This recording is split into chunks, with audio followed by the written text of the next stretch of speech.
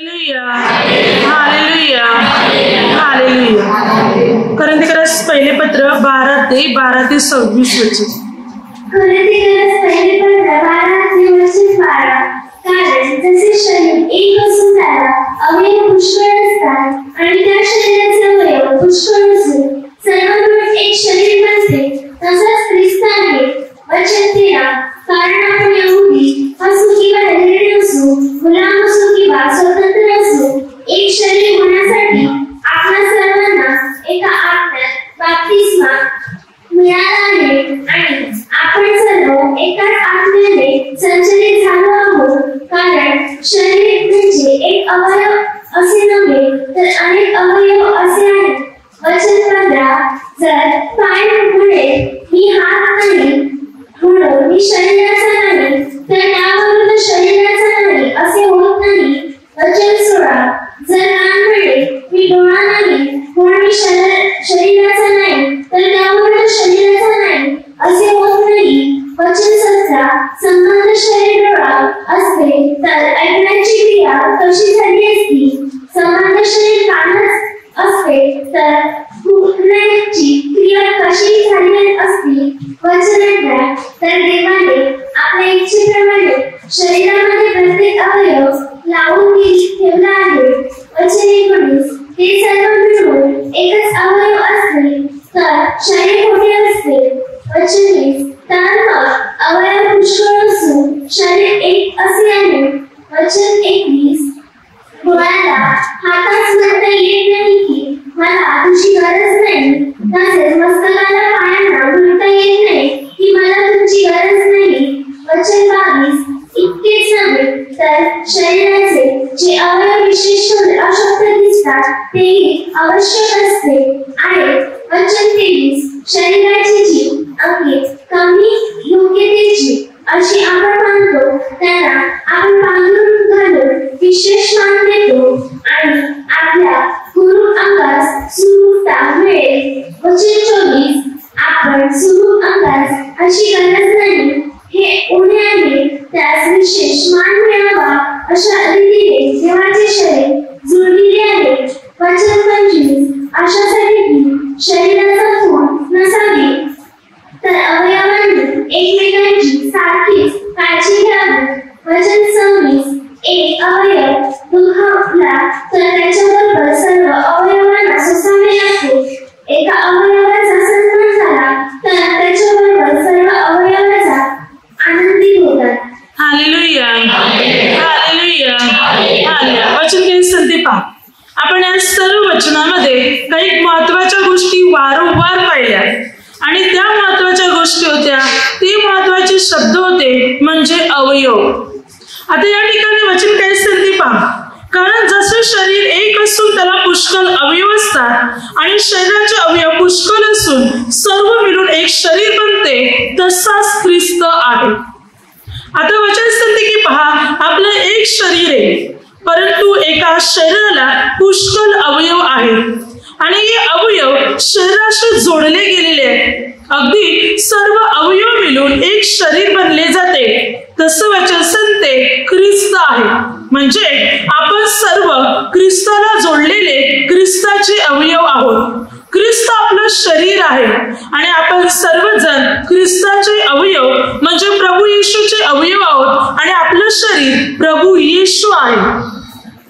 तर बायबल सांगते की हात हे म्हणू शकत नाही पायाला की मला तुझी गरज नाही, किंवा पाय हाताला हे सांगू शकत नाही की हाता मला तुझी गरज नाही, असं कोणते अवयवाला सांगू शकत नाही, कारण प्रत्येक अवयव या शरीराला जोडले गेलेले आहे आणि सर्व अवयव मात्र तयार होऊन एक शरीर बनलं जाते। संपूर्ण शरीरामध्ये जर डोलेच असते तर ऐकण्याची शक्ती, बोलण्याची शक्ती कशी मिळाली असते? संपूर्ण शरीर जर कानच असतं तर पाहण्याची, बोलण्याची शक्ती कशी मिळाली असते? तर प्रभूने शरीरामध्ये वेगवेगळ्या प्रकारचे अवयव मात्र ठेवलेले आहेत आणि सर्व अवयव मिळून एकच शरीर बनलं जाते। जसं शरीराला प्रत्येक अवयवाची गरज आहे, समोर डोळे नसले तर दिसणार नाही, न दिसल्यामुळे भरपूर समस्या उत्पन्न होणार, कान नसले तर ऐकू अगदी बोलता येत नसेल, अगदी बोलू शकले नाही, तर बऱ्याच गोष्टीच्या समस्या जीवनात निर्माण होतील. म्हणजे एका अवयवाची सुद्धा शक्ती शरीरामध्ये भरपूर प्रमाणात काम करू शकते. संपूर्ण शरीरात एक अवयव काम करत नसेल तर त्याचा परिणाम शरीरातल्या प्रत्येक अवयवावर मात्र होतो. समज पायच मिळत नाही, आपण चालू शकत नाही, तर त्याचा परिणाम शरीराच्या इतर अवयवावर सुद्धा होतो. समोर डोळेच नाही म्हणजे दिसतच नाही, तरी सुद्धा त्याचा परिणाम शरीराच्या इतर अवयवावर होतो. जसे सर्व अवयव मिळून एक संबंध संपूर्ण शरीर बनलं जाते, तसं आपण सर्वजण प्रभू येशूचे अवयव आहोत आणि प्रभू येशू एक शरीर आहे. आपण प्रभूशी जोडले गेलेले आहोत आणि आपण सर्वजण प्रभूला हवे आहोत. प्रभूची अशी इच्छा नाही की एक व्यक्ती नसला तरी मला चालेल, दोन व्यक्ती नसले तरी चालेल, नाही. प्रभू प्रत्येकावर प्रेम करतो. प्रत्येक मनुष्य प्रभूसाठी खास, अनमोल, किमती आणि महत्वाचा आहे. आणि बघा, समज अवयव शरीरापासून वेगळा होतोय तर अवयव क्रिया करणार नाही, अवयव काम करू शकत नाही. जर तो शरीरापासून वेगळा झाला तर तो अवयव मृत्यू पावणार. जर त्याला शरीर नसेल तर तो अवयव काही करू शकत नाही. हा अवयव शरीराला जोडलेला आहे तरच तो अवयवाला किंमत असणार, तो सजीव असणार, तो महत्व असणार. आपण ही अवयव आहोत प्रभूच्या शरीराचे. आपण प्रभूला जोडून राहणार, प्रभूला चिकटून राहणार, प्रभूमध्ये जीवन जगणार तर आपण सजीव राहणार, आपण क्रिया करणार, आपण बऱ्याच गोष्टी करू शकणार. पण प्रभूपासून जर अलग झाले, वेगळे झाले तर आपण काहीच करू शकत नाही.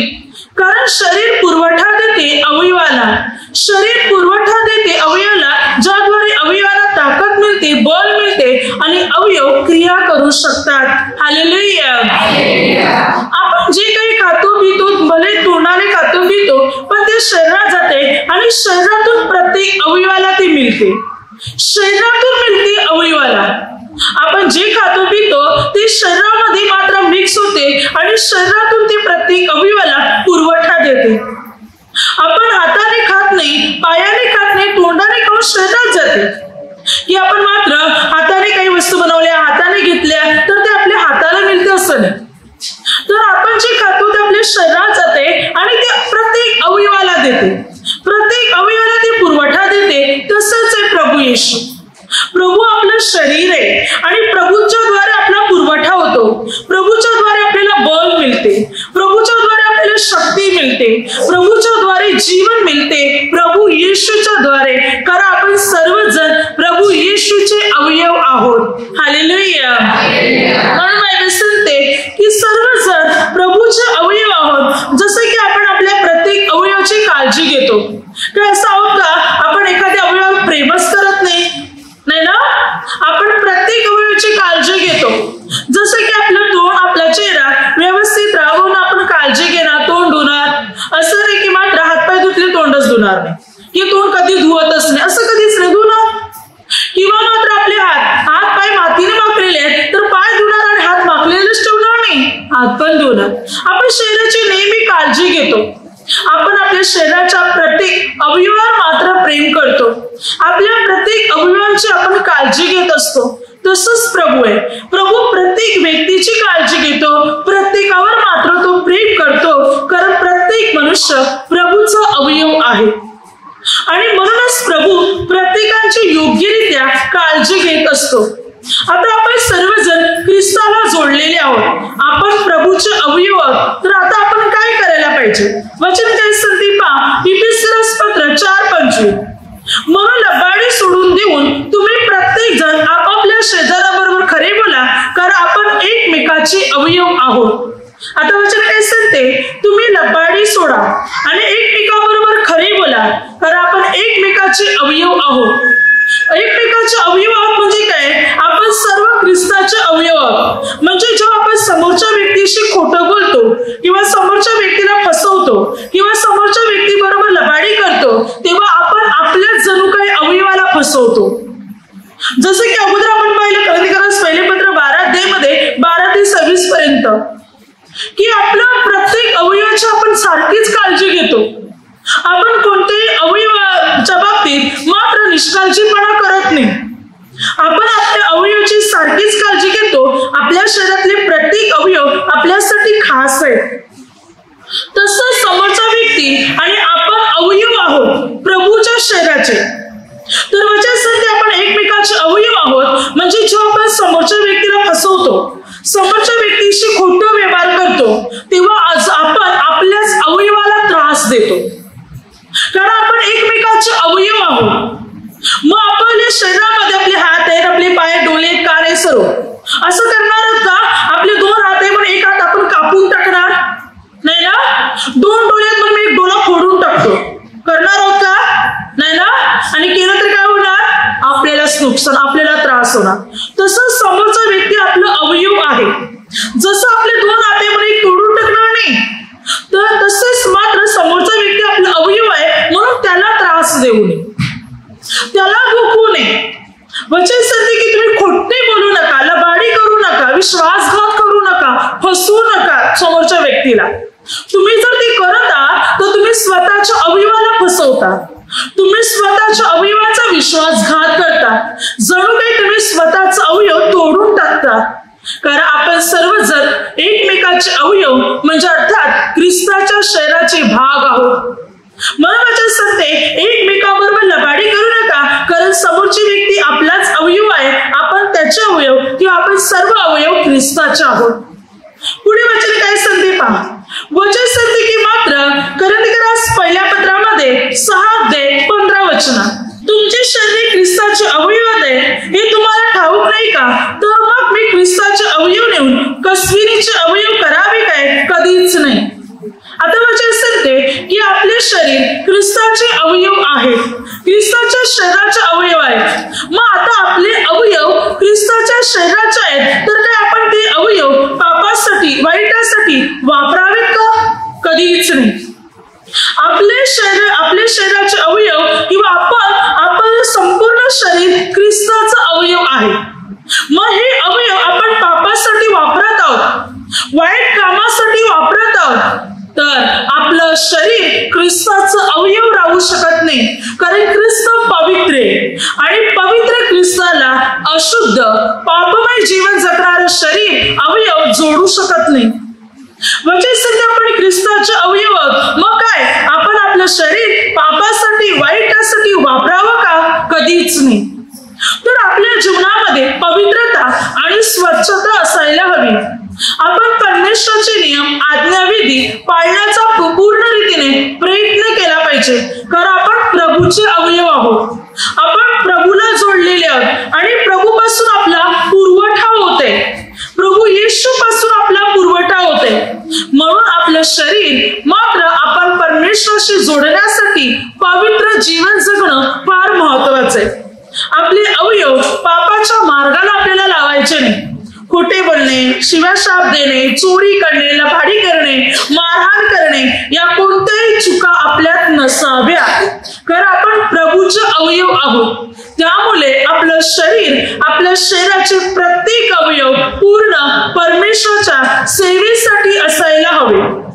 देवाच्या नियमाप्रमाणे चालायला हवे आपलं संपूर्ण शरीर. ते पापामध्ये, ते वाईटामध्ये मात्र मुलीच नसावे. कोरिन्थीकरास पहिल्या पत्रामध्ये त्याच्यामध्ये पहा, आपण जे वचन घेतलं होतं 12 अध्याय मधलं, त्याच्या 27 वचन महत्वाचं आहे. तुम्ही ख्रिस्ताचे शरीर असून वैयक्तिकरित्या त्याचे अवयव आहात. काय सांगते वचन? तुम्ही ख्रिस्ताचे शरीर असून वैयक्तिकरित्या, वैयक्तिक या शब्दाचा अर्थ काय तो? म्हणजे खाजगी, म्हणजे फक्त माझं आहे, जे माझं वैयक्तिक आहे, जे मी कोणाला सांगू शकत नाही, ते माझ्यापर्यंतच मी ठेवणार, ज्याच्यावर मलाच अधिकार, मलाच हक्क आहे. आता वचन काय सांगते? वैयक्तिकरित्या आपण प्रभूचे अवयव आहोत, फक्त प्रभूचे. आपण प्रभूशी जोडलेले आहोत, प्रभू येशूशी जोडलेले आहोत. तर वचन सांगते की वैयक्तिकरित्या आपण त्याचे अवयव आहोत, म्हणजे प्रभूला आपल्यावर पूर्ण अधिकार आहे, प्रभूला आपल्यावर पूर्ण हक्क आहे. प्रभूला हवं तसं तो आपलं जीवन वळवू शकतो, त्याला हवं तशा प्रकारे तो आपल्याला त्याच्या मार्गावर चालू शकतो. जसं की आपण 12 ते 26 पर्यंत पाहिलं की आपले अवयव परमेश्वर ख्रिस्ताचे अवयव प्रभू येशूचे अवयव आहेत. म्हणून 27 वचन सांगते वैयक्तिकरित्या आपण त्याचे अवयव आहोत. वैयक्तिकरित्या खासगी आहोत आपण प्रभू येशूसाठी. त्याचे खास आपण अवयव आहोत. म्हणून आपण आपलं शरीर आपण आपलं जीवन पूर्ण देवाच्या नियमात वचनात आणि आज्ञेमध्ये ठेवण्याचा प्रयत्न केला पाहिजे. आपण आपलं जीवन पवित्र ठेवण्याचा प्रयत्न केला पाहिजे. जर आपण पाप करत आहोत तर आपण परमेश्वरापासून अलग होत आहोत. प्रभूला आपण दुखवत आहोत. प्रभूला आपण त्रास देत आहोत. कारण आपलं अवयव म्हणजे आपलं शरीर पाप करत आहे. म्हणून लक्षात ठेवायचं की आपलं शरीर ख्रिस्ताचा अवयव आहे. ख्रिस्त पवित्र आहे तर माझ्या अवयवाद्वारे माझ्या शरीराच्या द्वारे हे पाप घडायला नको. कारण मी जरी पाप करत आहे तर मी स्वतःला डाग लावत आहे. मी प्रभूपासून अलग होते. प्रभू मला छाटून टाकणार. कारण प्रभू येशूने स्वतः काय म्हटलं पहा. आणि प्रभूच्या सांगण्याचा हेतू काय होता. आज अनेक लोकांना त्याचा अर्थ मात्र कळालेला नाही. हालेलुया. वचन काय सांगते. हालेलुया हालेलुया हालेलुया की प्रभू येशूने त्या बाबतीत म्हटलं मत्ते 5 अध्यायामध्ये वचन काय सांगते पहा. मत्ते 5 अध्याय 29 ते 30 वचनात तुझा उजवा डोळा तुला पापास प्रवृत्त करीत असेल तर तो उपटून टाकून दे. कारण तुझे संपूर्ण शरीर नरकात टाकले जावे यापेक्षा तुझ्या एका अवयवाचा नाश व्हावा हे तुझ्या हिताचे आहे. तुझा उजवा तुला पापास प्रवृत्त करीत असेल तर तो तोडून टाकून दे. कारण तुझे संपूर्ण शरीर नरकात पडावे यापेक्षा तुझ्या एका अवयवाचा नाश व्हावा हे तुझ्या हिताचे आहे. आता बघा इथे प्रभूने काय म्हटलंय. तुझा एक डोळा उजवा डोळा तुला पापात पडते उपट आणि टाकून दे. तुझा एक हात तुला पापास प्रवृत्त करते तोडून टाक आपण टाकाने टाकून दे. ज्याद्वारे तुझे संपूर्ण जीवन शरीर अधोलोकात नरकात जाणार नाही. नरकापासून तू स्वतःला बचाव. तर आता इकडे काय होते की मात्र जो मनुष्य पाप करतो आपण सर्व प्रभूचे अवयव आहोत. प्रभूचा भाग प्रभूचा हिस्सा आहोत. मग आता आपण पाप करत आहोत तर प्रभू आपल्याला तोडणार एका अवयवाप्रमाणे. जणू की डोळ्याप्रमाणे हाताप्रमाणे तो अवयवाप्रमाणे आपल्याला कापून टाकणार. आणि कुठे टाकणार. तो अवयव कोण आहोत आपण. कारण आपण ख्रिस्ताचे अवयव. आणि प्रभू काय म्हणत आहे जो अवयव पाप करत आहे तो कापून टाका आणि म्हणजे तो अधोलोकात पडेल आणि तुझं शरीर वाचलं जाईल. तू अधोलोकात पडणार. तर आता आपण अवयव आहोत आणि शरीर ख्रिस्त आहे. मग आता आपण पाप करत आहोत. आपण चुकीचं करत आहोत. आपण वाईट करत आहोत. तर प्रभू काय करेल. आपण जे अवयव आहोत त्या अवयवाला कापण्यात येईल. मग आपल्याला कापण्यात आल्यानंतर आपल्याला उचलून कुठे टाकतील. अधोलोकात टाकतील. नरकामध्ये टाकतील आणि तिथे पीडा भोगतील. पण शरीर मात्र पवित्र राहील. तो म्हणजे ख्रिस्त. ख्रिस्त शरीर आहे. आपण अवयव आणि आपण पाप करत आहोत तर आपल्याला कुपटून टाकण्यात येणार. कापून तोडून टाकण्यात येणार अधोलोकामध्ये. कारण आपण अवयव आहोत. मग आता आपण कसं वागायला हवं. पूर्ण रीतीने प्रभूच्या नियमात चालायला हवं. देवाच्या आज्ञेत पवित्र आचार विचार आपल्यामध्ये असायला हवं. तरच आपण प्रभूशी जोडून राहणार. तरच आपण प्रभूशी चिकटून राहणार. जर आपण पापात जीवन जगत आहोत वाईटामध्ये आपण जीवन जगत आहोत तर आपल्याला छाटण्यात येणार. कापण्यात येणार. उपटण्यात येणार आणि अधोलोकात टाकण्यात येणार. तर आपलं शरीर पवित्र असायला हवं पूर्ण प्रभूच्या वचनात आणि प्रभूच्या नियमात. पुढे वचन काय सांगते. रोमकरास पत्रामध्ये 12 अध्याय 4 ते 5 वचनामध्ये त्या ठिकाणी संत पौल काय म्हणतो पहा. कारण जसे आपणाला एक शरीर असून त्यात पुष्कळ अवयव आहेत तरी त्या सर्व अवयवाचे कार्य एकच नाही. तसे आपण पुष्कळ जण असून ख्रिस्तामध्ये एक शरीर आणि प्रत्येक जण एकमेकाचे अवयव असे आहोत. काय सांगतो संत पौल. आपण एक शरीर असून पुष्कळ अवयव आहोत पण सर्व अवयवाचे काम एकसारखे नाही. प्रत्येकाचे वेगवेगळे काम आहे. डोळ्यांद्वारे आपण पाहतो. कानाद्वारे ऐकतो. नाकाद्वारे मात्र श्वास घेतो. तोंडाद्वारे बोलतो. हाताद्वारे काम करतो. पायाद्वारे चालतो. आपल्या शरीराच्या द्वारे जे भाग आहेत आपले अवयव आहेत ते वेगवेगळं काम करते. वेगवेगळं कार्य करते. तसं संत पौल म्हणतो जसं आपण आपले वेगवेगळे अवयव वेगवेगळे काम करते तसं आपण सर्वजण ख्रिस्ताचे अवयव आणि आपल्या प्रत्येकाला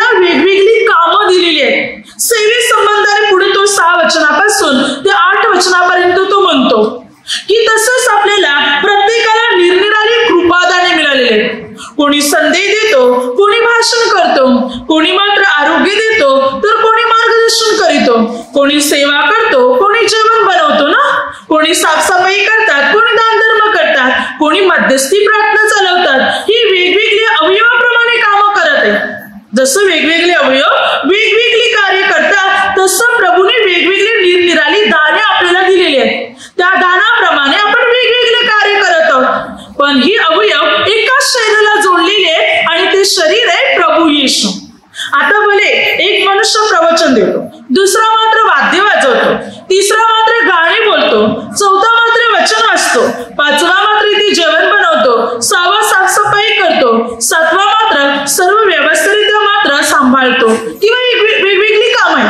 पण हे सर्व लोक एकाला जोडलेले आहेत, प्रभू येशूला. या आपण अवयव आहोत प्रभूचे.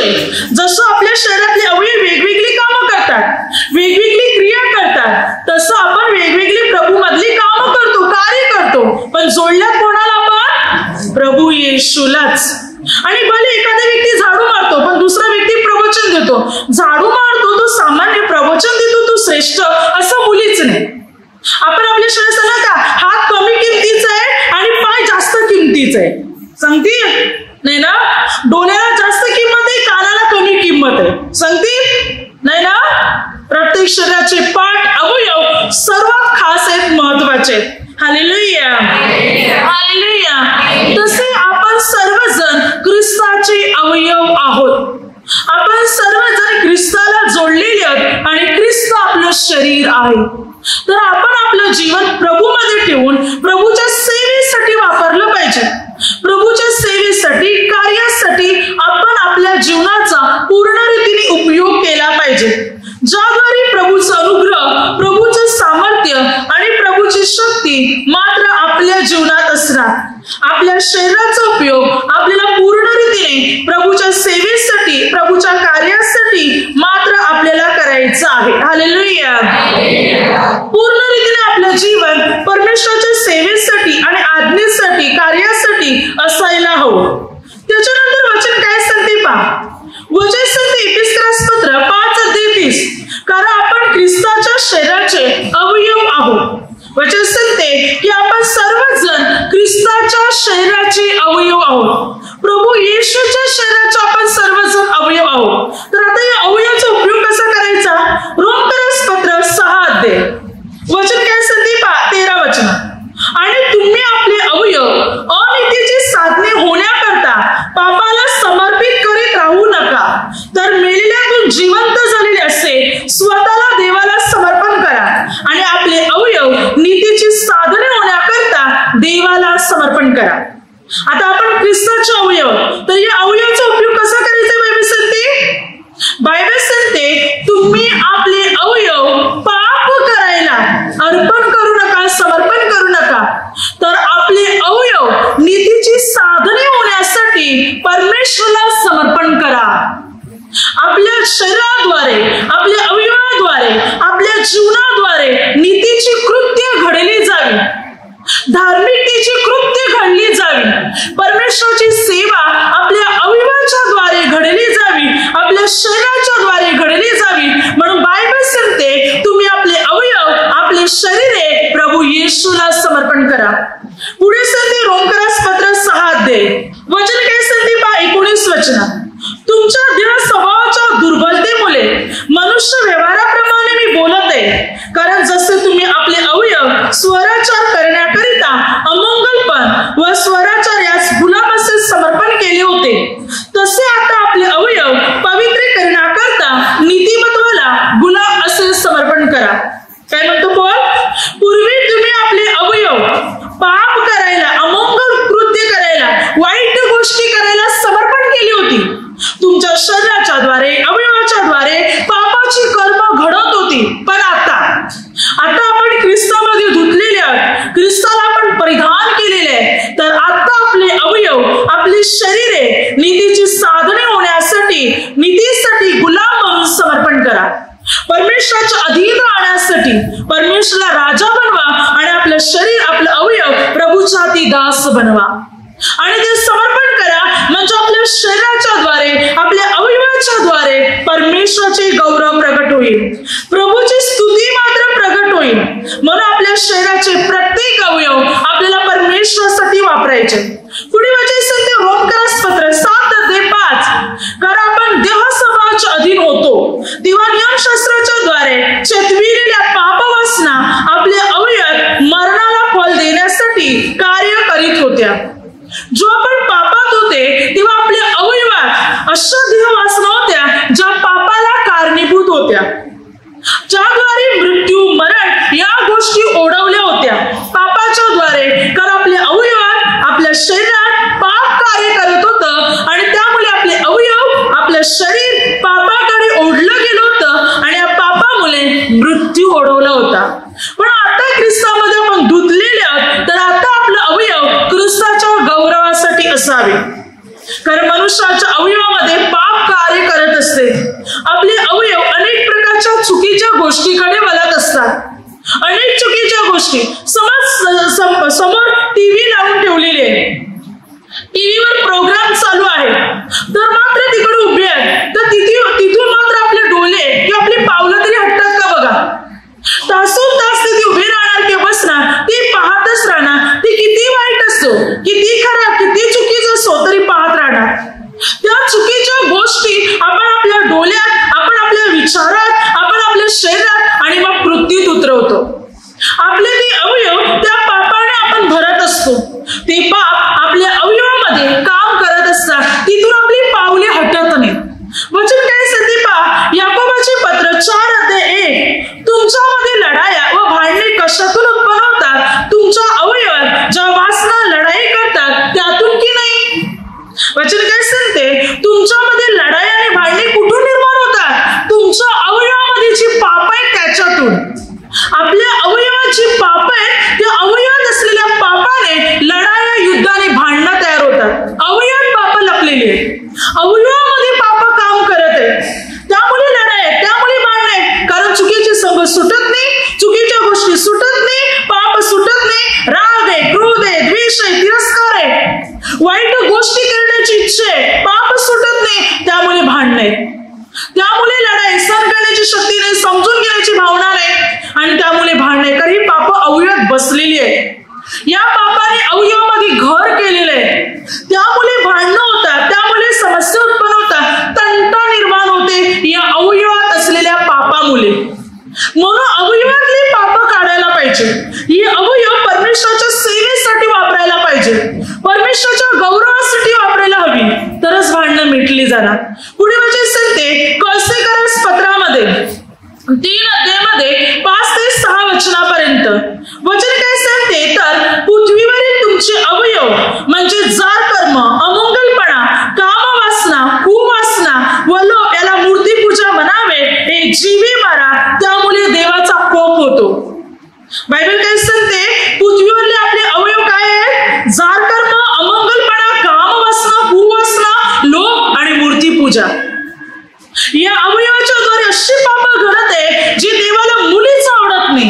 हे अवयव म्हणजे पाप वासनेने भरलेले आहेत आणि वचन सांगते त्याला जीवे मारा. कारण जर तुमचे अवयव या पापाच्या बंधनात आहेत तर तुमच्यावर देवाचा कोप होणार. या पापामुळे देवाचा काय होतो? कोप, क्रोध उत्पन्न होतो. म्हणून बायबल सांगते तुमच्या अवयवात एका वाईट गुण आहेत, वाईट सवय आहे. सवय एखाद्या माणसाला खोटं बोलण्याची सवय सुटतच नाही, तर या खोटं बोलण्याच्या द्वारे त्याचा परिणाम त्याच्यावर परमेश्वराचा क्रोध होणार. एखाद्या व्यक्तीला वाईट चित्रपट, वाईट दृश्य पाहण्याची सवय तर त्याद्वारे देवाचा क्रोध त्याच्यावर होणार. एखाद्या व्यक्तीला चोरी करायची सवय तर त्याद्वारे परमेश्वराचा क्रोध त्याच्यावर होणार. एखाद्या व्यक्तीला मात्र पापाच्या मार्गावर जाण्याचा, वाईट ठिकाणी भटकण्याची सवय आहे तर त्याही मुळे देवाचा क्रोध त्याच्यावर होणार. या आपले अवयव आपल्याला पापाच्या दिशेने वळवतात, या आपले अवयव आपल्याला चुकीच्या दिशेने वळवतात. तर बायबल सांगते ही पाप तुम्ही जीवे मारा, ही वाईट कर्म तुम्ही जीवे मारा, म्हणजे देवाच्या क्रोधापासून तुम्ही तुमचा बचाव करू शकणार. या पापातून तुम्ही बाहेर या, तुम्ही तुमचे अवयव परमेश्वराच्या गौरवासाठी वापरण्यासाठी सुरुवात करा. मग प्रभू आपले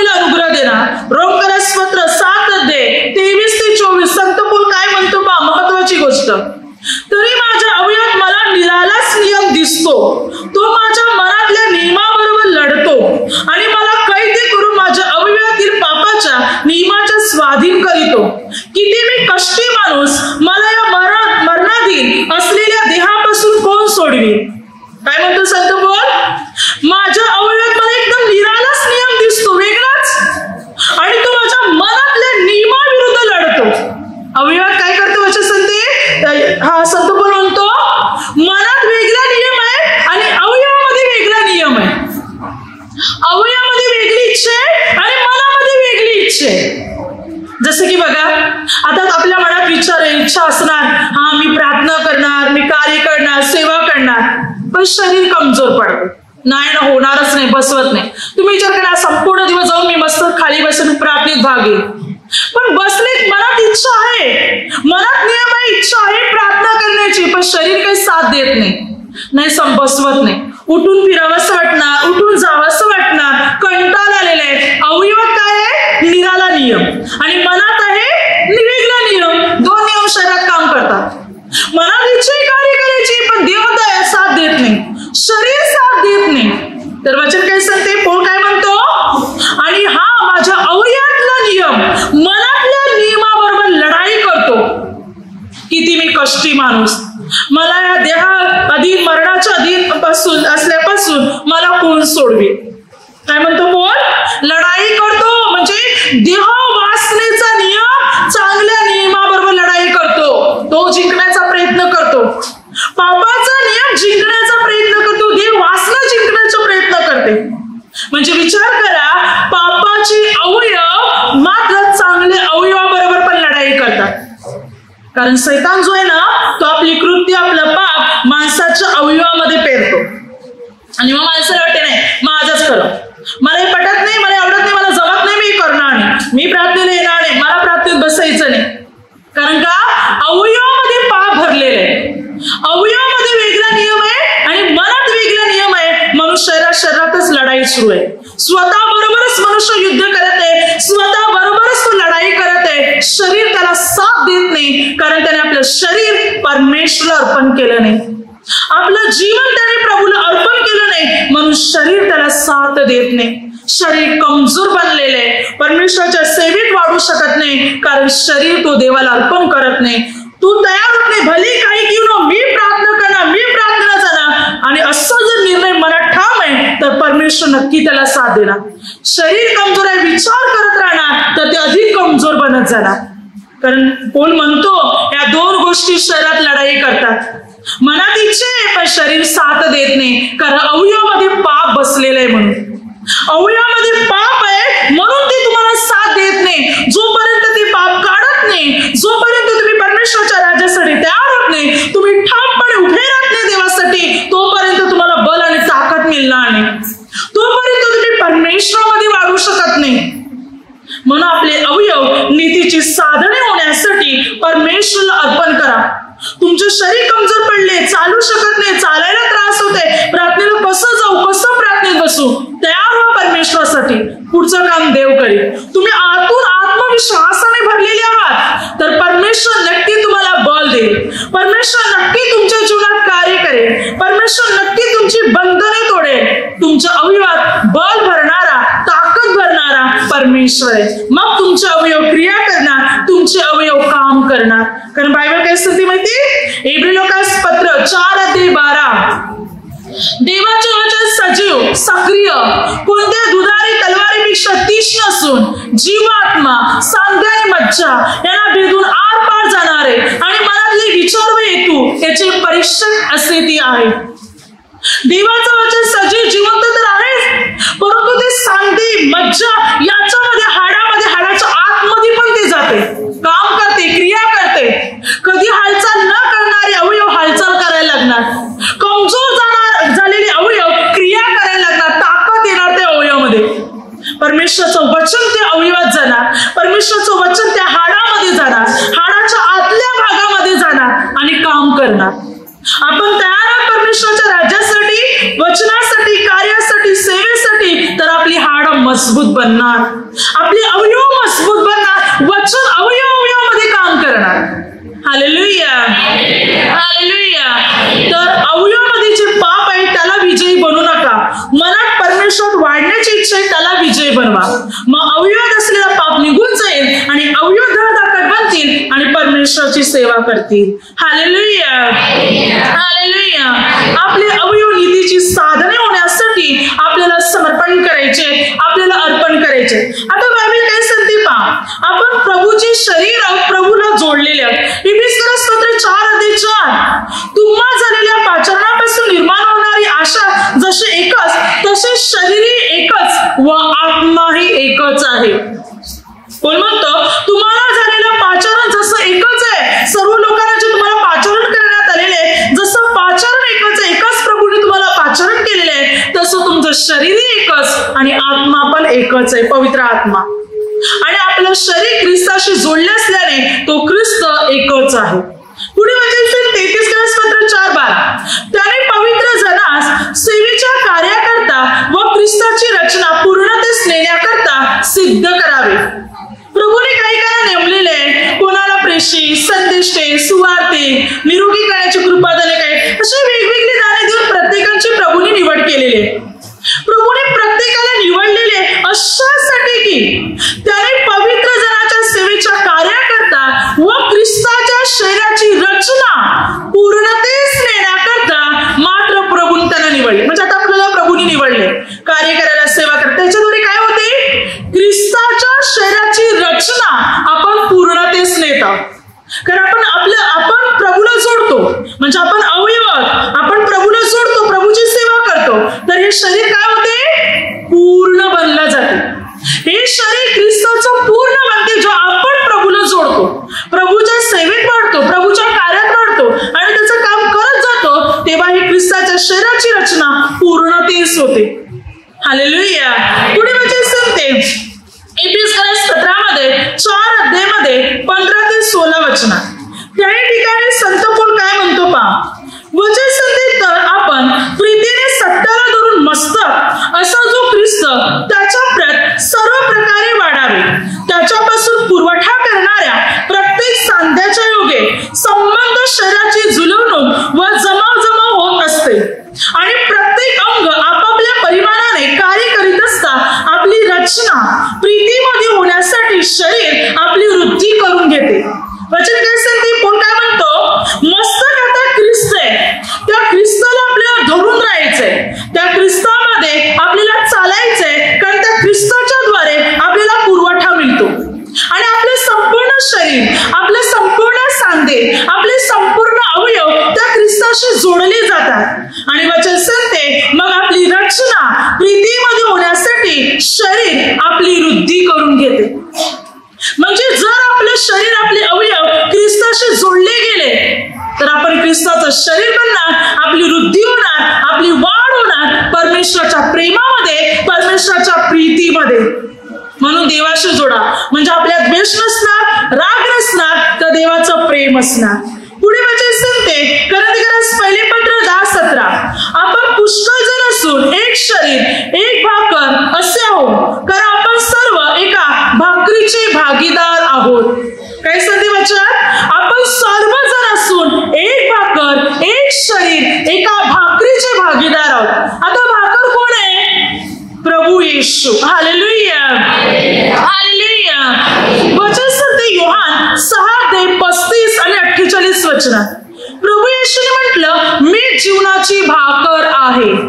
आता वचन सांगते आपण सर्वजण मिळून एक भाकर, एक शरीर, एका भाकरीचे भागीदार आहोत. भाकर प्रभू आहे, त्या भाकरीचे आपण भागीदार आहोत. बघा प्रभूने भोजन वेळी एक भाकर घेतली, ती मोडली, त्याचे तुकडे करून आपल्या शिष्यांना दिले. एक भाकरीचे तुकडे, एक भाकर मोडून ते एका भाकरीचे तुकडे करून प्रभूने आपल्या सर्व शिष्यांना दिले. प्रभूने त्यावेळी काय दाखवलं, एका भाकरीचे सर्व तुकडे करून दिले की तुम्ही एका भाकरीतून एक तुम्ही सर्वजण खाता, कारण तुम्ही सर्व एक भाकर, एका भाकरीला म्हणजे मला जोडलेले आहात. तुम्ही सर्वजण माझे शरीर, माझे अवयव आहात, एका भाकरीचे तुम्ही भागीदार आहात. आपण प्रभूचे भागीदार आहोत. आपण प्रभूमधली भाकर, प्रभूमधलं शरीर आहोत. मग आपलं शरीर पवित्र असायला हवं, परमेश्वराच्या नियमात आणि वचनात असायला हवं. आपल्या जीवनाला पापाचा डाग नसावा. पुढे वचन सांगते कलसीकरास पत्र 1:18 तो शरीराचे म्हणजे मंडळीचे मस्तक आहे. तो आधी मृतातून प्रथम जन्मलेला आहे, अशासाठी की सर्वांमध्ये त्याला प्राधान्य मिळावे. काय सांगते वचन? तो शरीराचे म्हणजे मंडळीचे मस्तक आहे, प्रभू येशू. मंडळीचे म्हणजे शरीराचे. आता मंडळी म्हणजे एक शरीर आहे, कारण मंडळीमध्ये अनेक लोक येऊन प्रार्थनेत सहभागी होतात, तेव्हा ते एका शरीराचे अवयव बनले जातात. आणि हे शरीर प्रभू येशू आहे आणि हे मस्तक प्रभू येशू आहे. मस्तक प्रभू आहे, मंडळी या शरीराचा भाग आहे, मंडळी शरीराचे अवयव आहे आणि हे शरीर प्रभू येशू आहे. हालेलुया. म्हणजे आपण सर्व एका शरीराचे अवयव आहोत आणि ते शरीर आहे प्रभू येशू आणि आपलं मस्तक प्रभू येशू आहे. पुढे वचन सांगते कलसीकरास पत्र 1:24 वचन सांगते ख्रिस्ताचे शरीर हे मंडळी आहे. हालेलुया. हालेलुया. काय सांगते वचन त्या ठिकाणी? हालेलुया. हालेलुया. तुम्हासाठी जी माझी दुःखे त्यामध्ये मी आनंद करीतो आणि ख्रिस्ताच्या क्लेशातले जे उरले ते मी आपल्या देहाने त्याचे शरीर जी मंडळी तिच्यासाठी भरून काढीत आहे. आता बोल काय म्हणतो? त्याचे शरीर जी मंडळी म्हणजे प्रभू येशूचं शरीर म्हणजे कोण आहे? मंडळी आहे. मंडळी म्हणजे आपण सर्वजण प्रभूचं शरीर, प्रभूचे अवयव, प्रभूचा भाग आहोत, प्रभूचं शरीर आहोत आपण.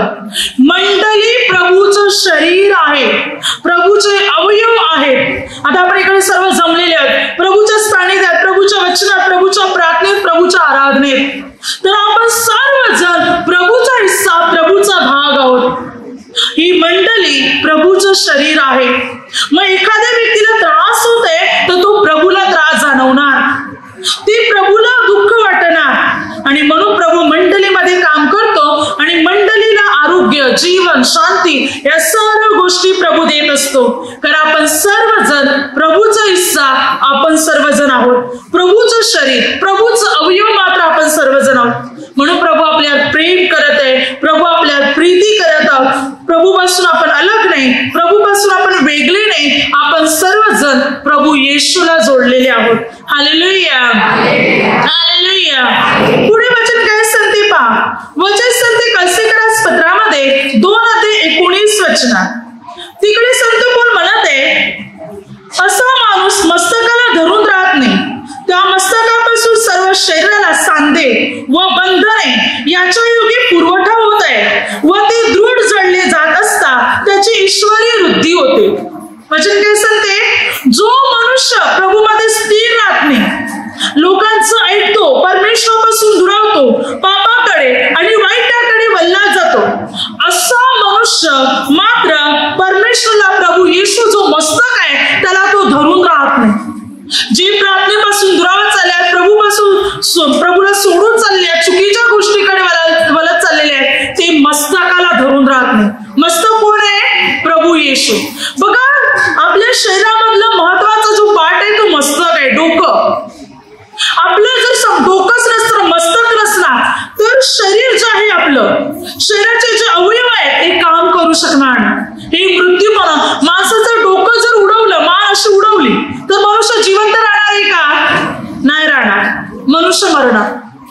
एक वेळेला हात नसला तरी चालेल, पाय नसला तरी चालेल, पण डोकं जर उडवलं तर मरणार. बायबल सांगते जो मनुष्य प्रभूला सोडून जातो, प्रभूपासून दुरावतो, तो मस्तकाला धरून राहत नाही. ख्रिस्त मस्तक आहे म्हणजे तो मस्तकापासून, डोक्यापासून अलग आहे. मग जर तो डोक्यापासून, मस्तकापासून अलग आहे तर तो जिवंत कसला? तो मेलेला आहे. तो जिवंत नाही, तो मेलेला आहे. तो अधोलोकाचा भागीदार आहे, तो स्वर्गाचा नाही. बायबल सांगते जो मस्तकाला धरून आहे म्हणजे येशू ख्रिस्ताला धरून आहे, तोच काम करणार, कार्य करणार. कारण त्या मस्तकापासून सांधे, बंधने, सर्व या गोष्टीला पुरवठा मिळतो. हे सांधे, अवयव, हे शरीर काम करत असते या मस्तकाच्या द्वारे, आणि मस्तक आहे प्रभू येशू. त्याच्याद्वारे आपलं शरीर काम करत असते. आपलं शरीर ख्रिस्ताच्या शरीराशी जोडलं जाते. हालेलुया. पुढे वचन काय सांगते? कॉलसेकरास पत्रामध्ये 3:15 ख्रिस्ताची शांती तुमच्या अंतःकरणात राज्य करू. तिच्याकरता तुम्हाला एक शरीर असे पाचारण्यात आले आहे आणि तुम्ही कृतज्ञ असा. बायबल काय सांगते? ख्रिस्तामध्ये तुम्हाला एक शरीर असं पाचारण करण्यात आले म्हणून ख्रिस्ताची शांती तुमच्या अंतःकरणामध्ये राज्य करू. ख्रिस्तामध्ये एक शरीर होण्यासाठी आपल्याला बोलवलेले. आपण प्रभूपासून अलग असावे, वेगळे असावे, निराळे असावे अशी प्रभूची इच्छा नाही. तर आपण सर्वजण प्रभू येशूला जोडून राहावे, प्रभू येशूमध्ये स्थिर राहावे, प्रभू येशूमध्ये मजबूत राहावे म्हणून प्रभू येशूने आपल्याला पाचारण केले एक शरीर बनायला, ख्रिस्ताला जोडून राहायला, ख्रिस्तामध्ये मजबूत राहायला प्रभू येशूने आपल्याला बोलवले. आपलं शरीर हे ख्रिस्ताचे अवयव आहेत. आपण ख्रिस्तामध्ये एक शरीर आहोत. तर आता आपल्याला ख्रिस्ताच्या इच्छेप्रमाणे चालायचंय, प्रभू येशूच्या वचनाप्रमाणे जीवन जगायचंय. जर आपण पापाकडे वळणार, देहवासनेकडे वळाले जाणार, चुकीच्या गोष्टीकडे वळाले जाणार, आपल्याला छाटून टाकण्यात येणार, आपल्याला कापून टाकण्यात येणार, उपटून टाकण्यात येणार, आपण त्या अधोलोकात पडणार. आपण प्रभूचा अवयव आणि आपण अवयव जर चुकीचं काम करत आहोत तर कापण्यात येणार. जसं प्रभूने म्हटलं, तुमचा डोळा पापास प्रवृत्त करत आहे, उपटा टाकून द्या. तुमचा हात पापास प्रवृत्त करत आहे, कापा आणि टाकून द्या. त्याला जाऊ द्या अधोलोकात, पण तुमचं शरीर वाचवा. तसं प्रभू शरीर आहे पवित्र, आपण त्याचे अवयव. आपण पाप करत आहोत तर आपल्याला कापण्यात येईल, उपटण्यात येईल, तोडण्यात येईल आणि अधोलोकात टाकण्यात येईल. जर या अधोलोकापासून आपल्याला वाचायचंय तर प्रभूच्या नियमाप्रमाणे चालायचंय, प्रभूच्या वचनाप्रमाणे आपल्याला चालायचंय. पाप आणि वाईट या सर्व गोष्टी आपल्याला आपल्या जीवनातून दूर ठेवायच्या. पापाचा डाग नसावा आपल्या जीवनात. आपलं ख्रिस्त आपलं शरीर आहे आणि ख्रिस्त पवित्र आहे, तर आपले अवयव म्हणजे आपलं जीवन सुद्धा पवित्र असायला हवं. पूर्ण प्रभूच्या वचनात, नियमात आणि आज्ञेत असायला हवं. तरच आपण देवाशी जोडू शकतो, तरच प्रभूमध्ये एक बनू शकतो. पण जर पापात आहोत तर आपल्याला छाटण्यात येईल. हालेलुया. म्हणून प्रभूमध्ये जीवन जगा, प्रभूच्या वचनाप्रमाणे चला, तर आपण प्रभूला जोडलेले आहोत. हालेलुया. हालेलुया. आता माझ्या शब्दाद्वारे जे काही चुकलं असेल त्याबद्दल मला क्षमा असावी. हालेलुया. हालेलुया. हालेलुया.